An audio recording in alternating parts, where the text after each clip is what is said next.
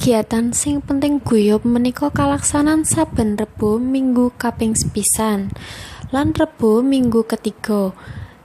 Samenika digagas dening komunitas Dewaung. Om Wisnu sesepuh saking komunitas Dewaung ngandharaken menawi saderengipun wonten kegiatan sing penting guyub menika wonten kegiatan sing penting keroncong.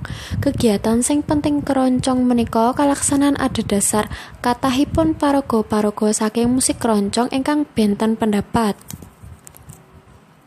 Lajeng komunitas Dewaung ngandharaken kegiatan sing penting keroncong menika kagem wadah panyawiji lan wadah kagem musisi keroncong supados saged rukun lan sami mlampahipun. Komunitas Dewaung nggadahi pangarep menawi kagem kegiatan menika lan trep saben minggu